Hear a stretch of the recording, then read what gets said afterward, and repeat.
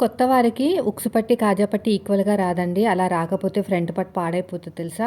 చాలామంది ఏం చేస్తారంటే ఎక్కువ, తక్కువ ఎక్కడ వస్తే అక్కడ కట్ చేసేసి ఈక్వల్ చేస్తారు. దానివల్ల నెక్ అనేది పాడైతదనమాట. అలా రాకుండా ఉండాలంటే ఏం చేయాలో చెప్తాను.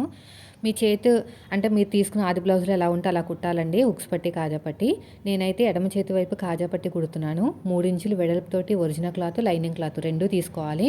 అడుగు భాగంలో పెట్టేసుకొని స్టార్టింగ్‌లో చిన్న ఫోల్డింగ్ చేసుకొని ఇలా వీడియోలో చూపించినట్టు స్టిచ్ వేసుకొని ఎగస్ట్రా ఉన్న క్లాత్‌ని కట్ చేయండి.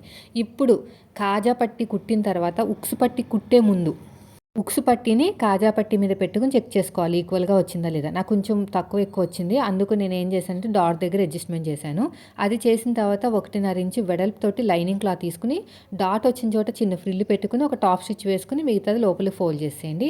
ఇప్పుడు ఇదంతా కూడా డబుల్ ఫోల్డింగ్ చేసేయండి. ఇదంతా చక్కగా డబుల్ ఫోల్డింగ్ చేసుకొని రఫ్ ఇచ్చేసుకొని ఇలా కుట్టుకుంటూ వెళ్ళిపోండి. ఎగస్ట్రా ఉన్న క్లాత్‌ని కూడా కట్ చేసేయండి. ఇప్పుడు చెక్ చేసుకోండి మళ్ళీ. ఇప్పుడు కరెక్ట్‌గా వస్తదనమాట. అందుకనే కాజా పట్టి కుట్టిన తర్వాత మాత్రమే ఉక్సు పట్టి కుట్టాలి. లేదంటే మాత్రం ఎక్కువ తక్కువ వచ్చేస్తది. నాకు జస్ట్ ఒక పావించ్ అంత కూడా రాలేదు. అదేం ప్రాబ్లమ్ లేదు.